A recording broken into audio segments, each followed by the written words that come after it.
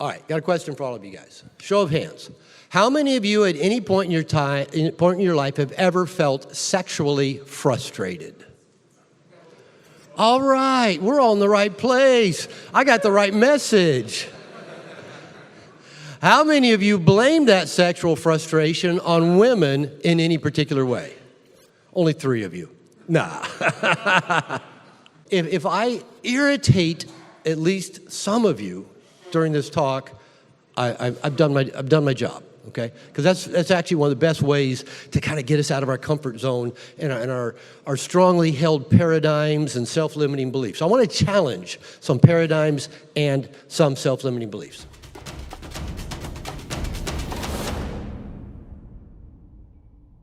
Human females, women, are the most sexually evolved creatures on the entire planet.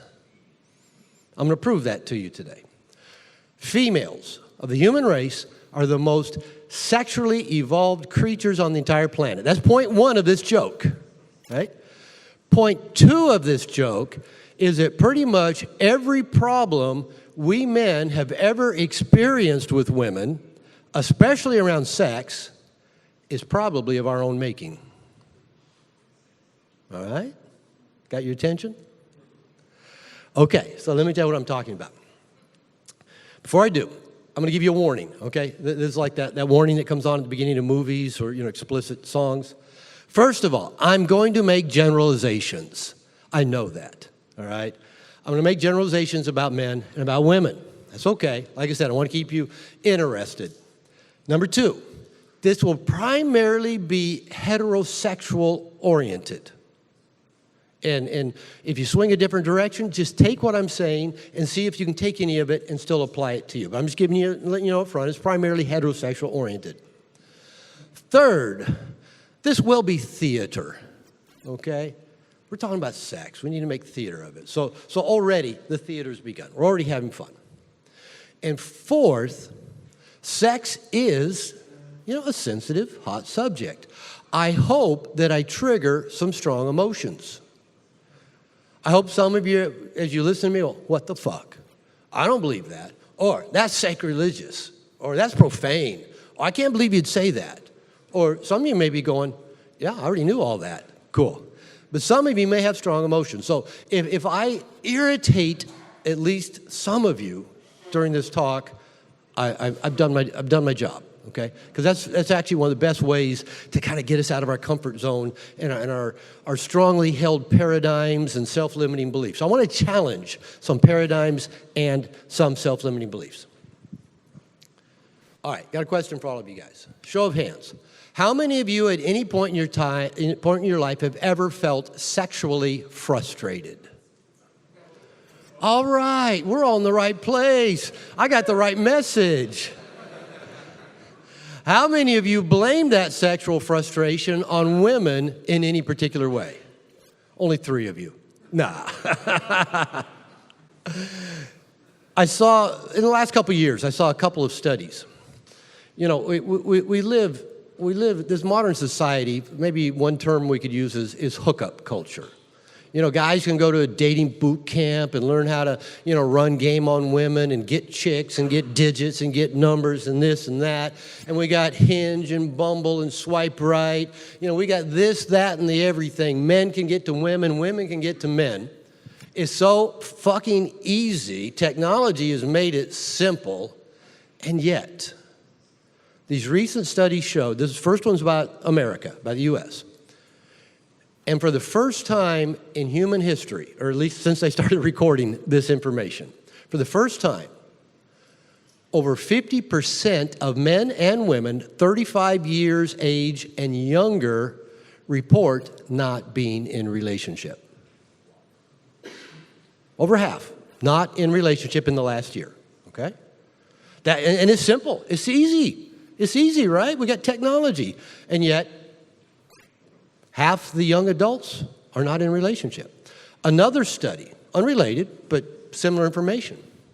This one was based, I think, primarily on men, 25 and younger. And it said in the last year, over 50% of men 25 and under report not having had sex in the last year. Now, there can be many reasons for that, but you know, if there's anybody on this planet who should be having sex, it should be men 25 years and younger. I'm 67, right? Mother Nature doesn't want me spreading my seed around, right? So, but the real issue is whether we agree with the opinion young men should be having sex or not. The point is, if it is so friggin' available, why aren't people accessing it? There must be something else going on. The technology's there, the information's there, lots of single men are out there, lots of single women are out there. What is happening? All right, so that's kind of teeing up what I want to talk with you about. My premise, and probably most of you will probably agree with this, is sex is important. Sex is important. That's why you guys all stuck around to listen to this talk. It is also a powerful place to do our deepest work. Some of the most profound teachers have taught that. Freud taught it. Osho taught it.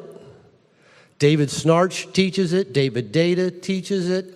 So many really wise people have taught if you want a portal to the deepest parts of ourself, sex is a very powerful way to access that deeper part of ourselves. So this is a great place to do our work.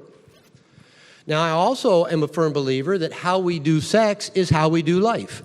And how we do life is probably how we do sex. You know, you heard a lot on the stage earlier today about us penetrating the world, penetrating women, and you kind of heard, well, you can't penetrate your woman unless you're penetrating the world. And, you know, you can't penetrate the world unless you're penetrating your woman. So it may sound like kind of a double bind but it is the truth, right? They both play on each other. The masculine mission is to penetrate women in the world. Right? And so any work we do around sexuality, we also are doing work around our purpose and our mission. Whatever skill sets we learn in dealing with our sexual self and a sexual partner prepares us and hones us and sharpens us and strengthens us to go out and penetrate the world. All right. Now, I'm ready to make this work. And by the way, we will have time for questions, like I said. I'll make sure we take time. Even if I have to stop halfway through the talk, we'll stop and make time for questions. All right. Here's my premise. And this hopefully is where I get your attention. As I said, I believe human females are the most sexually evolved creature on the entire planet. My premise is that women have evolved to have more sex, more often, with more partners, and enjoy it more than men. That's what evolution has done. That's what God did, however you want to look at it. Yeah, you can applaud that, all right? Some of you already know that. Some of you are going, yeah, Some of you are going, huh? What's he talking about? What's he even talking about? That's not my experience. That's not my experience that women are knocking down my door trying to get to me. That's not my experience that my wife isn't too tired all the time to have sex. That's not my experience that once the kids came along, she didn't want it anymore. You know, a lot of you are thinking, and you're not alone. The common cultural meme, at least, in America, I don't know if this is true in Europe, is that, women just aren't interested that much in sex. They can take it or leave it. If you give them love, they'll give you sex, blah, blah, blah. I remember reading some articles in the past about, can they create a women's Viagra to help women that are kind of not feeling their sexuality. That's the common meme, right? That women just, not that interested, can take it or leave it. I grew up believing that. I grew up believing that women didn't like sex and thought men who wanted to have sex with them were bad. See, I grew up during the angry feminism of the 60s. An erection's a sign of aggression. Every man's a rapist. Oh, men only want one thing. And I thought, oh, okay, all right, I'll be the good guy. I'll pretend I don't want to see you naked. I'll pretend, I don't like sex. So the reason why I make the point that women are sexual Ferraris is because I want to get your attention. And I'm going to prove it to you. And then I'm going to talk about why maybe our current cultural experience of what I will prove to you doesn't seem to match up. Okay? So, first of all, is what I've just said. How many of you, what I just said about women being the most sexually evolved creatures on the planet, how many of you does that match your personal experience in interacting with the opposite sex sexually? Yeah, dozen or so hands. Yeah, a good number. So a lot of you are not raising your hand. So why? Why? That's the question we got to ask, is why. Okay. First of all, this is the fun part. I'm going to turn the picture off for now because I want you guys to listen to me. Whoops, we'll go back to that one. Okay, here's my proofs that women are the most sexually evolved creatures on the planet. Proof number one, human females are one of the few species, I think there's just maybe a total of 3 or 4, of animal species that have sex out of season, that have sex outside of estrus. Estrus is when the female is available to be impregnated, all right? Some of our primate relatives do. Bonobos like to have sex. They sit around and just kind of pleasure each other all day long. Dolphins, I'm told, have sex for pleasure. So human females are one of the few species in all the millions of species on this planet that fuck for fun. Every other animal fucks because it's just wired into its evolutionary operating system. Females are wired to fuck for fun, and they're a rarity on this planet. Okay? Number 2, women, humans, when I refer to women, I'll talk about human females, okay? Women have multiple places on their body, erogenous zones, that serve no other purpose than sexual pleasure. Have you ever thought why women need a clitoris? Yeah, there's some evolutionary evidence that it plays some important roles, but it's not really needed. How many of you known women that could have orgasm by you caressing their nipples? Yeah, a few of us have. Let me back up a minute. How many places on your body can trigger orgasm? If you're like the majority of guys here, it probably, has something to do with your wiener, right? Your penis. Maybe there's a few of you that, have kind of figured out your prostate can get you there. But that's about it. Women can have orgasms from having nipples, anal, clitoral, vaginal, uteral. Aye, where are you? Aye. How many other orgasms can women have? What kind? Full body orgasms. So there's all kinds of orgasms women can have from just various parts on their body. I've known women who could orgasm just by thinking about it. How many of you can do that? How many of you would love that superpower? All right, I guess we should have waited on that first gift from God. So women have multiple places on their bodies are a virtual pleasure palace. They're meant for pleasure. Okay? Number 3, women can easily have multiple orgasms and different kinds of orgasms. Now, we guys, unless you've done training, I get that, there's people here maybe done work around being multi-orgasmic and learning to breathe and have non-ejaculatory orgasms. I get that.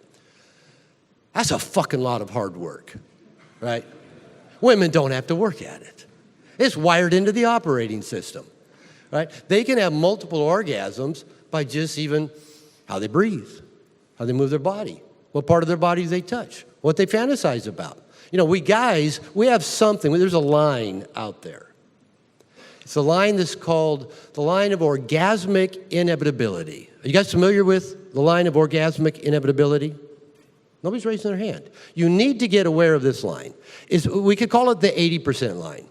It's the line that when you are sexually aroused, and you're stimulated, and it's increasing and increasing and increasing, you're going to reach a point. We could also call this the oh shit line, where you reach that point and you ain't coming back, right? You're there. You can breathe. You can roll your eyes back. You can hunch your body. You can, the woman can squeeze your balls, put her finger. But there's a certain point you're not fucking coming back. You're going to ejaculate, right? Y'all know what I'm talking about, okay? Women don't have that. Okay, say that line right there is a line of ejaculatory inevitability. They can get you just kind of, right up next to it, put a foot over it, put it back again. They can hop over it, do that to it, step back, take a few steps back, and then take a run at it, right? And they can do that all night long. And somehow we think, maybe we're superior to them. So most of us cannot do that. A woman who's comfortable in her own body can do that easily. All right? Now, we men, the cultural meme is that, men are pervs, right? That's all we think about is sex. You probably have heard that stuff, like man thinks about sex every 30 seconds. Where do they come up with that? I don't know. But we may think, oh, yeah, I got this great fantasy that I'd really love to do this. But, they've actually done studies about male and female fantasy life. And you know what they've found out? Men are kind of boring in their sexual fantasies compared to women. They did a study at a university in Canada a few years ago where they hooked men and women up to devices that measure both their sexual engorgement and gave them a button. And then they put them in a booth and showed them sexually erotic scenes. And equipment measured both their physiological sexual arousal and the button that they pushed. And what they found with men is men were pretty predictable. Straight guys kind of were attracted to the same thing, heterosexual sex. Gay guys were pretty much attracted to the same thing, gay sex. Women, on the other hand, everything under the book, under the sky. Heterosexual sex, gay sex, women on women, women with apes. I mean, really, that was one of them. Chimpanzees. And the women had a much more varied they got aroused by more things visually than the men did.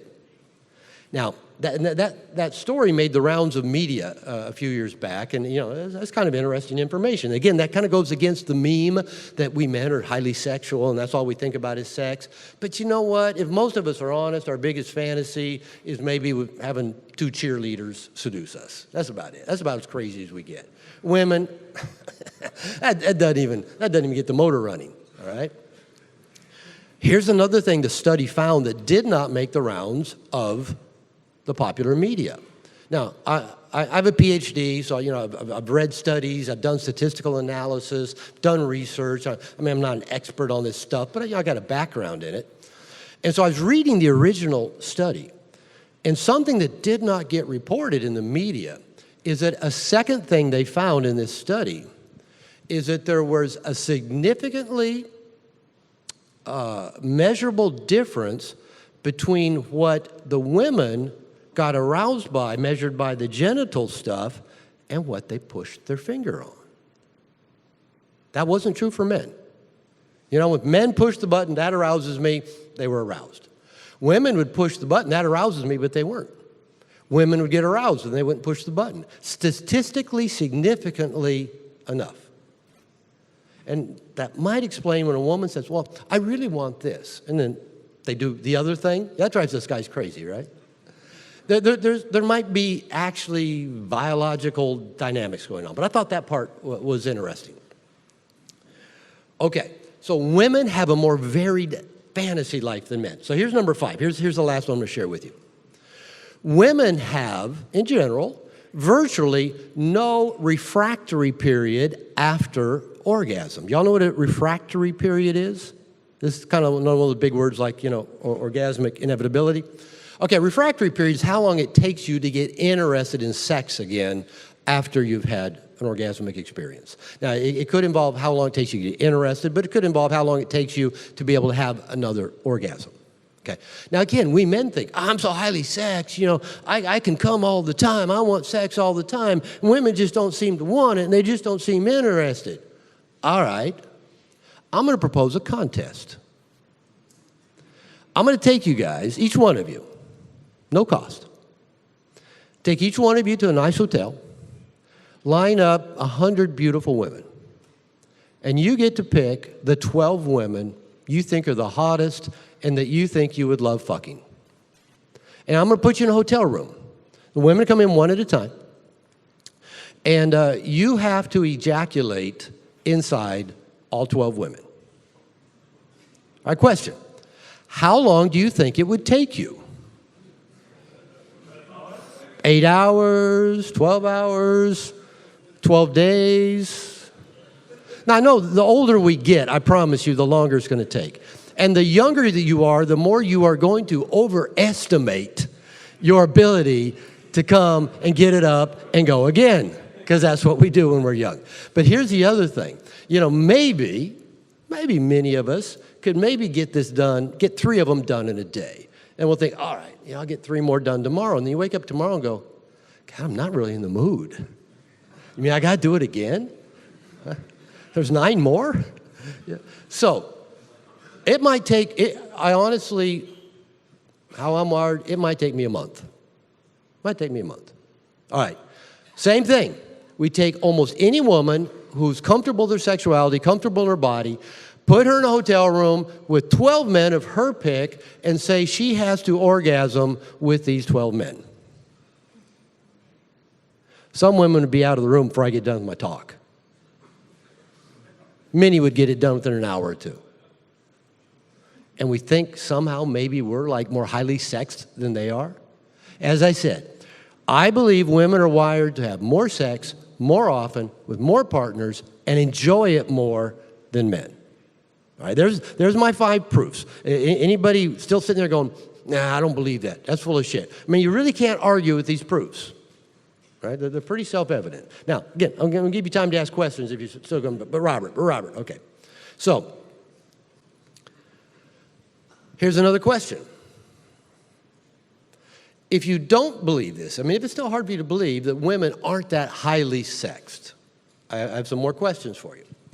If they're not so highly sexed, why have we spent thousands of years stoning them, burning them at the stake, putting them in stocks, putting scarlet letters on their forehead, locking them in chastity belts when we go out of town so they don't fuck our best friend, wrapping them in burqas, scarves, coverings, creating instruments of torture to punish women for having sex?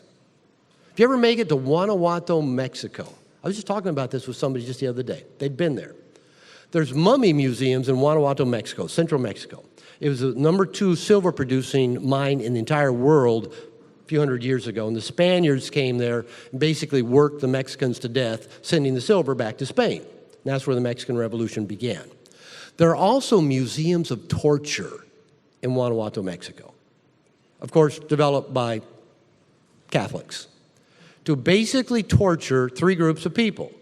Infidels, people who would not bow down to Catholicism, gay men, and women who had sex outside of marriage. We've had to invent instruments of torture to try to get women to quit having sex, and guess what? They keep on doing it. Why do we put women in jail for having consensual sex for money? Haven't figured that one out yet. Why do we invent multiple negative terms for women who like to have sex? Why is slut shaming still rampant in today's society? Why, if a woman likes sex, do we have so many negative terms? I can think of 8 or 10 or a dozen in English. I don't know about your home language, but there's a few, right? To describe women who like to have sex. So if they don't fucking like sex, why do we have to invent names to shame them for having sex? All right. Now, another question we might ask is, where are all these sexual Ferraris? Right? I believe to be true what I just described to you, so we might be asking, where are they? So just a very brief history lesson. Anthropologists tell us there's pretty good evidence that for 1.5 million years, our human ancestors were tribal. Everything was shared. They lived and died together. And sex was communal along with everything else. In fact, Mother Nature loves communal sex. Lots of penises and lots of vaginas. This may be one of those things that offends people. Sexual monogamy lifelong paired partner, sexual monogamy, is actually evolutionary sin. Mother Nature doesn't like it. Now, it may work well today for raising children, but in terms of creating good genetic stock, bad idea, okay? So at one time, all men and all women had sexual access. We hadn't invented religion yet that made it a sin and made it shameful and used to control people. So, but about 10,000 years ago, our forefathers kind of started settling down. They quit hunting and gathering and roaming around quite so much, and they started like saying, this is my piece of land. This is my tree. This is my goat. This is my woman. These are my kids. Anybody know what we call this ownership model of economic society, family? Patriarchy. Patriarchy. Now, I know we all hear patriarchy used in really disparaging ways a lot. And there's good reason for that. And patriarchy was also meant to provide and protect for the goat, the cow, the woman, the children, the way the tribe used to, but then ceased to do. All right, now all of a sudden we got a problem. Prior to men settling down saying, I want to own this piece of land, own this goat, and own this woman, and own her pussy, what happened is, everybody shared everything. Okay, so women got wired to be these, high-octane sexual Ferraris because they had access to every penis in the tribe. And now all of a sudden, the man says, no, you only get one penis. That didn't settle so well. The woman is used to having lots of penises. And the guy's going, wait a minute, if you're gonna bear offspring, and I'm going to take care of that offspring, I want to know they're mine. So I don't want some other neighbor coming around slipping his dick in this pussy and then impregnating it, and I got to take care of it with my scarce resources. So we invented all this shit to try to manage female sexuality. And that's what we've been trying to do for about 10,000 years. So, sex has been costly for women for quite some time. All right, so we want to answer that question.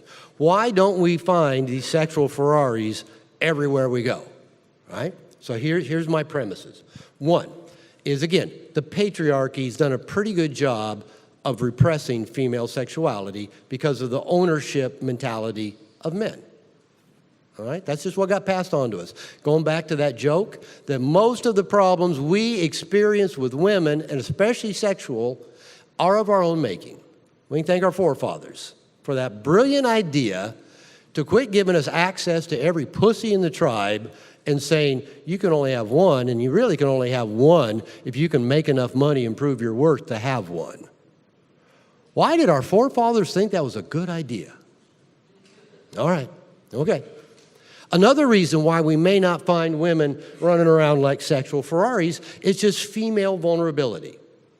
Now, sex is vulnerable for everybody, but especially for somebody who's being physically and emotionally penetrated. Right? In general, heterosexual sex involves the man sticking things in woman's vulnerable places, right? That's one, every time you walk up to a woman, you're a single guy, you walk up to a woman, and you just think, I'm just going to be friendly with her and see if I can start a conversation, and she's got this wall up. And you're going, women are all like that. No, she doesn't know what you're wanting to stick in her vulnerable places. She knows you want to because you wouldn't be talking to her otherwise. But she doesn't know. Can she trust you? Are you a good man?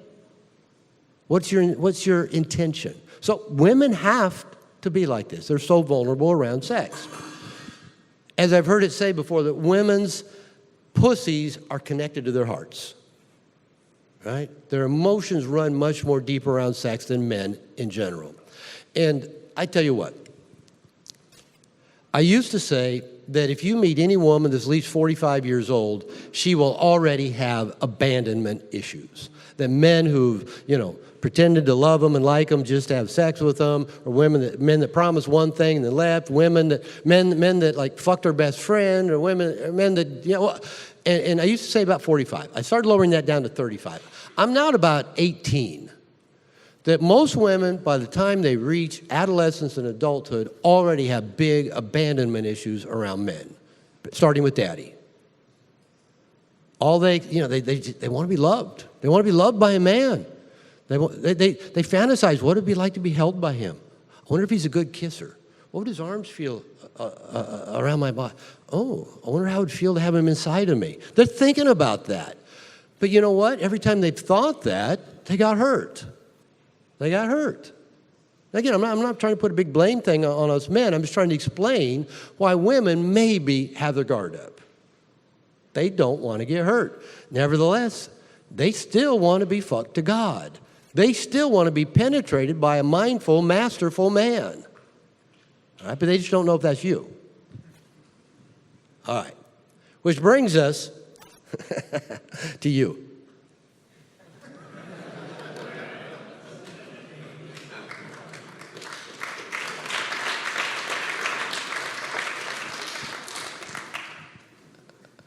I've already described a sexual Ferrari. Man, wild stuff. Sexual mopeds. I just need a hole to stick my dick in. I just need to spray some sperm, and that's sex. I mean, you got to admit, starting about adolescence, anything we could stick our dick in, a couch cushion, toilet paper roll, going online looking for, artificial pussies, our hand, anything to stick our dick in it and ejaculate. That's sex for sexual mopeds. Now, again, I'm not trying to be disparaging to men, because the whole premise of this conversation here is how recognizing the immense power of a sexual Ferrari, how it can grow us beyond being sexual mopeds. That can grow us up. It can make us masterful. It can teach us how to penetrate the world, if we'll let it. And it begins with changing a lot of our self-limiting beliefs about women and sex. Now, again, we're still talking about why our image of women aren't that they're just beating the door down to have sex with us. Talk with women sometime about their sexual experiences in life. There's a reason they're attracted to, movies that are romantic and romance novels. How many of you read romance novels? I do, yeah. I read a couple a year. I really want to keep reminding myself what is wired into women. And this isn't stuff being projected on women. This is shit the women write for other women. And they all have the same formula. I mean, you read one, it doesn't matter if there's, shape-shifting vampires in it, or if it's Old West or, Gothic England. I mean, they all have the same formula to them. And it doesn't involve sexual mopeds. It involves a strong, masterful man that there's tension with them, and they just fantasize about being taken, but they're pushing him away because they think, he's going to break their heart, and there's all that tension going on and on and on and on. The reason why women flock to this stuff, because that's not what they're getting in real life. If they were getting it in real life, they wouldn't fucking read a romance novel. But most women, if you talk to them, their peak experience is just being poked by a guy that stuck it in, pumped a few times, ejaculated, and says, "Is that good for you?" Or being molested, violated as a child. That's their experience. Or nice guy seduction. Here's my old style of sex. I did this for several years with my second wife, right? She announced on her honeymoon, "Aren't you glad that now that we're married, we don't have to pretend to like sex anymore?" Wait a minute, I wasn't pretending. But I was a nice guy. Oh, I can fix this. So my way of initiating sex, kind of get up behind her, sneak it up on her, kind of start rubbing her back, rubbing her neck, nothing too aggressive. Slide my hand down her side a little bit. She hasn't reacted yet. Slide it around, get the side of her breast a little bit. All right, she hasn't rolled over, given a negative reaction. All right, slide up under her breast.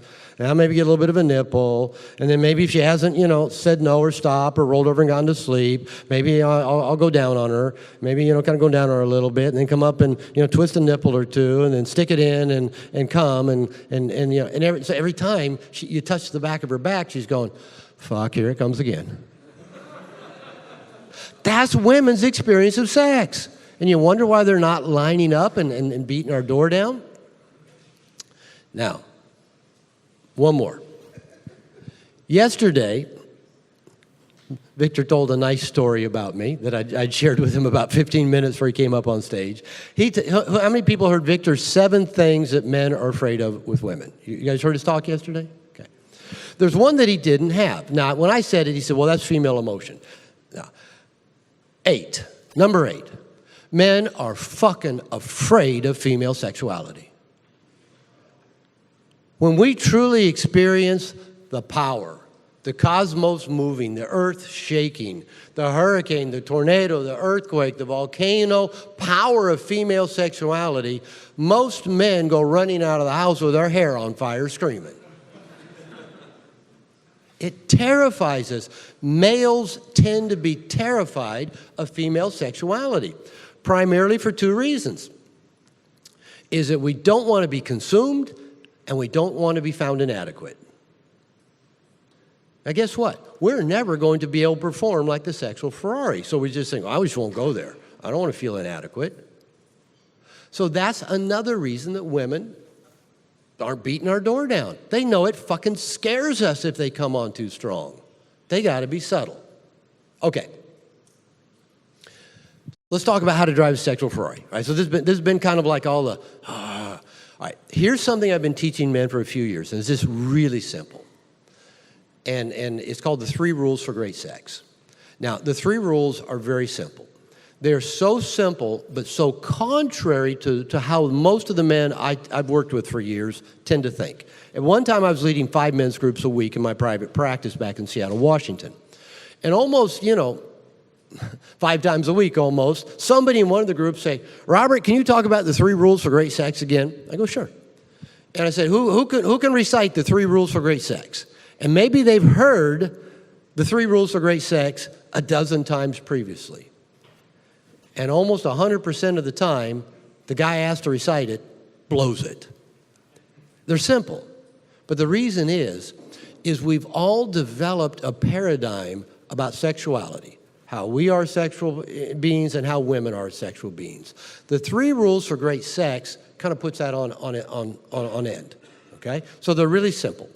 Now, I was talking yesterday to the guy teaching Consent is Sexy. Are you here? You still here? Okay. So this is one way of practicing consent, believe it or not. And I'll explain it in just a minute. 3 rules for great sex. Number 1, if you want to have great sex with a woman and drive a sexual Ferrari and make her happy, let's get that off the screen. Number 1, approach her as if she is the most adventurous, open-minded woman on the planet. Now, odds are she maybe is. Approach her as if she's the most open-minded, adventurous woman on the planet. If you're in a relationship, approach her as if she has liked everything you've ever done to her. All right, so we're going to assume she's going to like whatever we bring. Now, here's the reason for this. Most men, when it comes to sex, we're seeking women's approval. I mean, this began as little boys with mommy. We want mommy's approval. Most of us started hiding our sexuality because we thought mommy might disapprove of that. So we've learned to kind of hide our deepest sexual, perverted, dark energy, killer, sexual self. Because, oh, no, I don't want women. We hide it from ourselves. We don't even want to look at it. But that's what women crave. They crave that darkness, that strength, that killer, that mastery. They don't want us to kill them. They don't want us to hurt them. But they want to know that's in us. Right? So what most guys do is we hold back. Oh, she might not like this. Or she might think I'm a perv. Or she might get mad. Or she may never have sex with me again. Or I may never hear the end of it. So we don't talk dirty. We don't tell them what's on our mind. We don't share our fantasy. We don't act on impulse. So rule number 1 is if you have the thought, if you have the impulse, act on it. Act on it. Don't hold it back. Don't pre-censor yourself. Don't pre-reject yourself. Give her the chance to reject it. Don't do it for her. Which brings us to rule number 2. It's her job, and tell her this, it's her job to tell you no. If there's anything she doesn't want, anything she doesn't want to do or doesn't want right now. All right? That's her job. She'll tell you, no, don't do that. Don't touch me that way. No, I don't want to go there. If she's a mature woman, she'll take empowerment of her no. Trust her. Let her know you're counting on that, and let her know she can count on you not holding back, because you know she will tell you no. Now, one thing that you may find, that a woman may tell you no 1 minute, and then a little bit later she goes, how come you never do that anymore? Anybody ever have anything like that? How come it's been so long since you did that? Well, you told me no. Well, I meant no then. All right? So, in general, no means no, not that right now. Maybe she's not warmed up enough. Maybe she's not in that mode. Maybe she's not in that mood. Maybe not this. But maybe in a few minutes later, she's waiting. Is she going to do it again? She's ready. Okay? Now, rule of thumb. If you do something and a woman says to you, if you ever fucking do that again, I'll cut your fucking dick off, that's a good idea. Don't go back there, okay? That's pretty clear, okay? Just keep that in mind. Okay. Rule number 3. Don't take anything personally. Go back to rule number 1. This is powerful. Tell a woman this is how you're going to be with her. I'm going to approach you as if you're going to like everything I do. I'm not going to hold anything back. You're in charge. You can say no to anything you don't want. Rule number 3, I'm not going to pout like a little boy, withdraw, and try to make you my mommy and rescue me from my hurt feelings that oh, you didn't want me to do that. No, man up. And I don't mean that in a derogatory way towards men, but you know what? If you're looking at her cute little butthole and you're from behind, and you think, that butthole's calling me. And you put a finger in her pussy and get it wet and slide it in the butthole, and she goes, oh, no, don't do that. All right, you haven't done anything wrong. You just got no. Wipe your finger off on the sheet, roll her over, and do whatever else comes up, right? Don't take it personally. Go back to rule number 1. Right?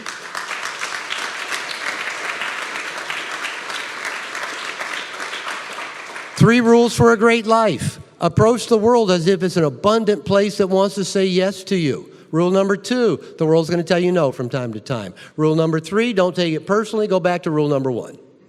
That work? Penetrate women, penetrate world. All right. I'm not a sexual master. I'm not amazingly hung. I started having the majority of sex in my life in my late 40s. And the women I started having sex with, while I learned to follow the 3 rules for great sex, and as I got rid of my self-limiting beliefs about women and sex, women started saying things to me like, what are you doing to me? I can't tell you how many times I've heard women say, I've always liked sex, but not this much. Or how many times they've said, I'm so embarrassed. I'm wet all the time, and I can't stop coming. They're embarrassed. And I'm going, you just made my day. What was the secret? The secret was the 3 rules for great sex.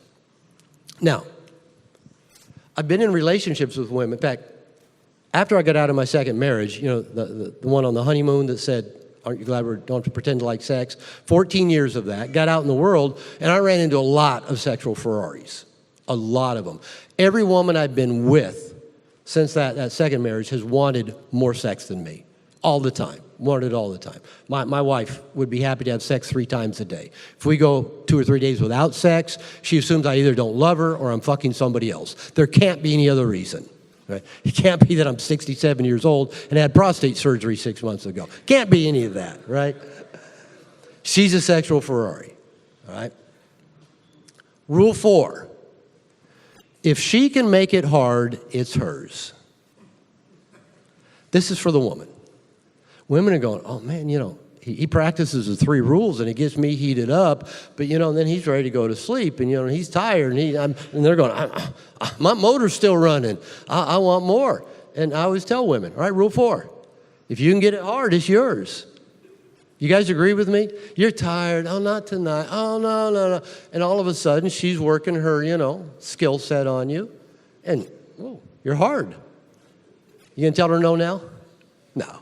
No, if she can get it hard, it's hers. So that's the 3 rules and rule number 4. Now, again, this has consent built into it. And I encourage men, Any sexual partner you have, before the first time you have sex, if you're with a partner you've been with for a long time, talk about the 3 rules. I've talked about the 3 rules with women I didn't plan on having sex with. I'm on an airplane and, get to talking to the person next to me, and maybe it's a woman, and, we start talking about where you're going, what do, you have family, this and that. And when I tell women, I'm a relationship expert with men. Oh, what do you teach men? Women always want to know that. So, I talk about what I teach men in relationships, single guys. And sometimes it gets around to the 3 rules for great sex. I've watched women, as I tell them the 3 rules for great sex, they start flushing, eyes dilate, they start moving. One young woman sitting next to me in first class a few years ago just started telling me that she'd been having full-body orgasms since she was 12. All I did was tell her about the 3 rules for great sex. Right? It's powerful stuff. Women like it. All right, a couple more suggestions, then I'm going to let you ask questions. All right, practice the 3 rules if you want to drive a sexual Ferrari. Spend time with men. Have you heard that yet this weekend? Anybody told you that? If you want a good relationship with women, if you want to be able to penetrate them well, spend time with men. Sharpen yourself with men. Get your needs met by men. Don't go to women as a needy little boy with an emotional hose that you want to hook up to them. Say, have sex with me so I can feel good about myself. Women fucking hate that. They don't want to fuck a 5-year-old. Okay? Spend time with men. It's just the best recipe for everything that I know. Work on your self-limiting beliefs about women. I had the self-limiting beliefs, like I said, women don't like sex. Women think men who want sex are bad. I better hide. Those were self-limiting beliefs. I was cheating myself and cheating women. Stop looking at porn. I don't think porn's bad or evil. I just don't think in general it serves men well for many reasons. We could do a whole talk on it. I think maybe there's even been some conversation about it this weekend. It's called a sex drive because it's supposed to drive you to put body parts in body parts, not drive you to your computer screen in your hand. All right? That's not what it's for. And I'm not trying to shame anybody. In fact, let's talk about work on your sexual shame. I walked out here just for my talk, and Owen, who was at the leadership conference on Friday, I made the comment there that I think most what we would call porn addicts are probably shame addicts. Porn is actually pretty boring. Watch it with a group of buddies sometime with no volume. You'll get bored and leave it in a hurry. It's only when you go do it in secret and you hide it and you hope don't get caught and you don't know what you're going to find, you don't know what's there. As a therapist, I used to work with guys around porn, and I'd say, all right, let's sit down on my computer. Show me what you look at. And we would just look at porn. I'd say, what turns you on about that? Why would you look at that? How would you touch yourself there? What kind of fantasy? Where would you go next? We'll talk about it like we're talking about cars and sports. To show your porn to your therapist, that releases a lot of shame. And then guys come back. After just doing that one time, they come back a couple weeks later and said, Dr. Glover, I haven't even thought about looking at porn. I haven't had the impulse. Why? We took the shame out of it. And like I told the guys the other day, I used to tell people, I've got the best job in the world. I get paid to look at porn. Right? You guys want that job? All right, work on your sexual shame. Go find safe people. This is like no more Mr. Nice Guy 101. Don't do this alone. Go find safe people. Start revealing your sexual shame. Start revealing the shit you don't want people to know about you and you don't want to look at. That's how you become a safe man. And that's how you get rid of all this stuff getting in the way of you driving a sexual Ferrari. Something else I'll mention briefly. It's already been talked about. Francisco, where are you? All right. Practice, I hate this term, practice semen retention. Hi, you still around? Where you at? Haye introduced me to this about 8 years ago while I was still dating my now wife, who wanted to have sex every day. I didn't, but, I did my best to try to keep up with her. And my takeaway was, don't come for a while. So I went home, told my wife, hey, these guys are at this workshop with me. It's called Tantra, the stuff they're teaching me. I was teaching the workshop, but they taught me. Haye and a couple of his buddies. And I told her, I'm not going to come for a week. She goes, I don't think you can do that. So I'm going to try. She says, can I try to make you come? I said, by all means. And so after a few days, they took a few days extra in Puerto Vallarta, and we're having kind of drinks on the beach. And he said, try to go 21 days. 21 days of no ejaculation. So I went home, told my girlfriend, not my wife. I said, all right, I'm going for 21 days. No voy a terminar, para 21 días. She goes, tú no puedes. You can't. Yeah, yo voy a tratar. I'm going to try. I tell you what, it didn't take even 5 days that my then girlfriend started telling anybody who would listen, her girlfriends, her gay friends, tell your dude not to come. It gets better. Now, with my wife, me not ejaculating meant I had more sexual energy, more sexual interest, sex went on longer, and with my wife, if sex goes on longer, it gets dirtier, it gets nastier, it takes on just weird proportions that as a sexual moped, I don't see coming, right? So, practice, I don't call it semen retention, I practice not coming very often. That's what I call it. Just not today. My wife will say, you going to come?